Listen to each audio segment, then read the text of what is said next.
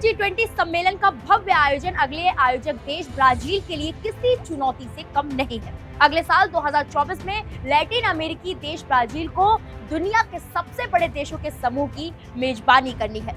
ऐसे में भारत का इंतजाम इतना शानदार है कि इसे 2008 से लेकर अब तक हुए 18 सम्मेलनों के आयोजनों में सबसे बेहतर में शुमार किया जा रहा है। अब 29 देशों के नेताओं का जुटान और करीब 10 करोड़ डॉलर यानी 4100 करोड़ रुपए खर्च के अनुमान के बीच एक सवाल सभी भारतीयों के मन में है।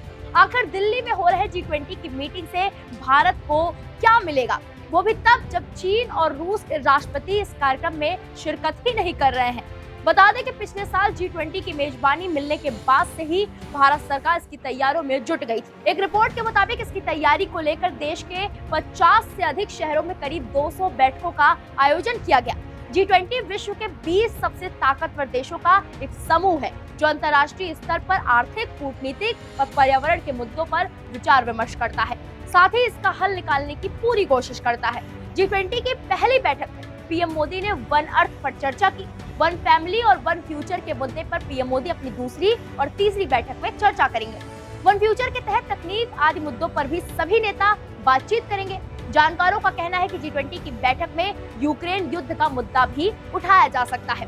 पिछले 1.5 साल से यूक्रेन और रूस के बीच जंग जारी है। मीडिया रिपोर्ट्स के मुताबिक इस मीटिंग के आयोजन में करीब 10 करोड़ डॉलर यानी कि 4100 करोड़ रुपए खर्च किए गए हैं। रिपोर्ट्स में दावा किया गया है खर्च को 12 भागों में बांटा गया था, जिसमें सुरक्षा व्यवस्था, सड़कों की सफाई, फुटपाथों का रखरखाव, स्ट्रीट साइनेज और रोशनी के इंतजाम शामिल हैं। अब सबसे अहम सवाल कि भारत को इससे क्या फायदा मिलेगा, तो बता दें कि इसके 3 फायदे हैं। आइए ग्राफिक्स के माध्यम से समझते हैं। पहला फायदा, दुनिया में भारत की छवि मजबूत होगी। ये मीटिंग ऐसे वक्त में हो रही है दुनिया के अधिकांश देश यूक्रेन रूस युद्ध की वजह से 2 गुटों में बंट चुका है। जानकारों का कहना है कि G20 की मीटिंग में यूक्रेन युद्ध के मुद्दे को कुंद करना एक बड़ी चुनौती है, क्योंकि मीटिंग में अमेरिका, ब्रिटेन और फ्रांस के राष्ट्राध्यक्ष शामिल हो रहे हैं जो रूस के खिलाफ मोर्चा लिए हुए हैं।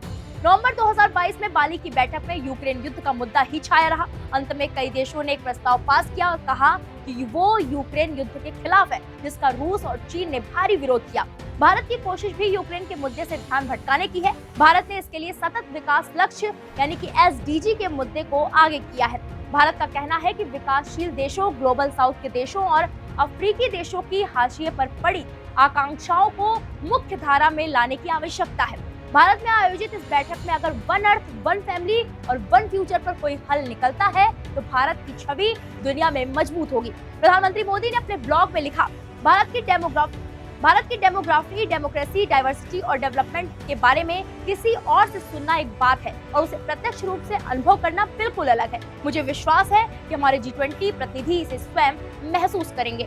दूसरा फायदा, निवेश आने की संभावनाएं। G20 में शामिल देश दुनिया की अर्थव्यवस्था पर 75% की हिस्सेदारी रखते हैं। वजह इसमें शामिल अमेरिका, चीन और रूस जैसे देश हैं।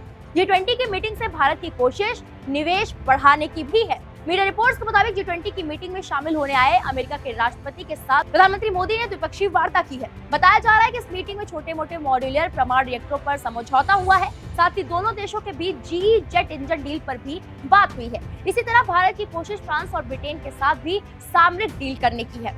तीसरा फायदा, दुनिया के देशों में नेतृत्व की धारणा बदलेगी। वर्तमान में मुख्य तौर पर अमेरिका और रूस चीन ही नेतृत्वकर्ता के रूप में खुद को स्थापित करता रहा है, लेकिन G20 की मीटिंग के जरिए भारत भी इस रेस में शामिल हो गया है।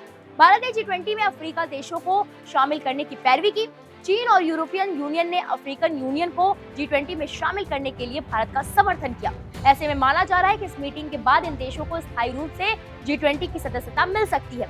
अगर ऐसा होता है तो G20 का स्ट्रक्चर ही बदल जाएगा और अफ्रीकी देशों की नजर में भारत एक बड़े पैरोकार के रूप में उभरेगा।